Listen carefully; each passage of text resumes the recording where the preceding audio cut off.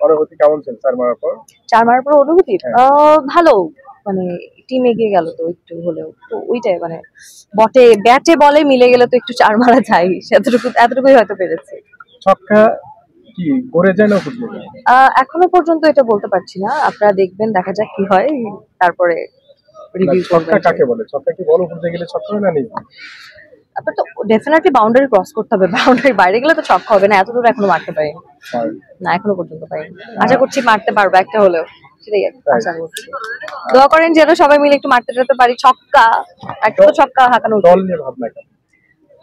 সবাই তো দল, সবাই আমাদেরই দল, এখানে তো অন্য দলের আসলে কিছু নেই, তো যে যেটাতে খেলছি আসলে ফাইন, এটা তো মজাই তো লাগছে। চার মেরেছেন কার বলে মনে আছে? কার বলে? জলিয়াকে মনে হয়। জলিয়া। পরে চার মারার পর কি কিছু বলছে আপনাকে? না কথা হয়নি? না না না, আমরা তো তখন ফিল্ডে ছিলাম। সব মিলে দর্শকদেরকে এই সেলিব্রিটি ক্রিকেট টুর্নামেন্টে কি বলবেন? আমরা আসলে সবাইকে উৎসাহ দেওয়ার জন্যই খেলছি, খেলাটা মজার একটা ব্যাপার, মজা করে করে খেলছি। আমি শিওর আপনারা দেখলে আপনাদেরও ভালো লাগবে, আর আনন্দ ঘন একটা সময় কাটাচ্ছি আসলে। আপনারা প্রত্যেকদিন আসছেন, ভালো লাগছে। আমি শিওর দর্শকরা আমাদেরকে প্রত্যেকদিন একটু একটু করে দেখতে পাবেন। কালকে থেকে আমাদের টুর্নামেন্টটা শুরু হতে যাচ্ছে, সবাই দেখবেন, দোয়া করবেন, আর সাথে থাকবেন। আপু একটু এই খেলার বাইরে জাতীয় প্রিয় খেলোয়াড় কি? আমার প্রিয় খেলোয়াড় মাশরাফি বিন মুর্তজা।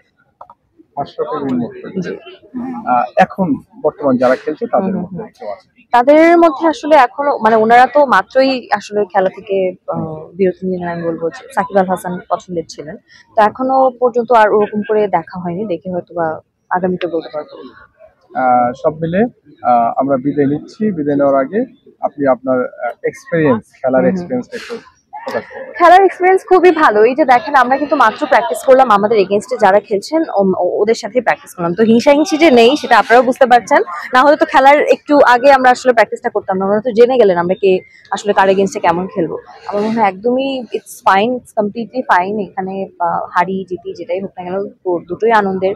অন্য কেউ জিতে সেটার জন্য আনন্দ করব, নিজেরা জিতেও সেটার জন্য আনন্দ করব, এবং সবাই আসলে সবার জন্যই চিয়ার করছে, এটাই মজা। বাউন্ডারিটা কি আপনাদের কাছে কি অনেক বড় মনে হয় কি? বাউন্ডারিটা তো অনেক দূরে, দেখতেই তো পাচ্ছি না, বাউন্ডারি তো কাছে, দূরে মনে হবে না কেন? মানে যতটুকু খেলছি এটাই তো অনেক লম্বা লেন্থের একটা জায়গা, আর বাকি বাউন্ডারি তো বাউন্ডারি। এখান থেকে আমাদেরকে দেখতে পিচ্চিনি লিলিপুটের মতো লাগে দেখতে, তো ওইখান থেকে আমাদের চোখে বাউন্ডারি চোখে পড়ে না আসলে। এত বড় বাউন্ডারি আপনারা 6 মারার অভিজ্ঞতা রাখেন কি? ইনশাআল্লাহ রাখতে পারবো, আমি পারি, একজন পারবো। এই বাউন্ডারিটা তো জাতীয় দলের ক্রিকেটারদের, হ্যাঁ, আপনাদের কতটুকু প্র্যাকটিস আছে? 4 তো মারতে পেরেছি, 6 তো একটা আশা করতে পারি। জাতীয় দলের সাথে তুলনা করলে তো আসলে হবে না, কিন্তু আমরা আমাদের চেষ্টা রাখবো, এখন যতটুকু বল যায়। এই তো। আপু, আমার একটা ভিন্ন প্রশ্ন, 6 নিয়ে আপনি শুধু যদি অ্যানসারটা দেন তাহলে সেটা হচ্ছে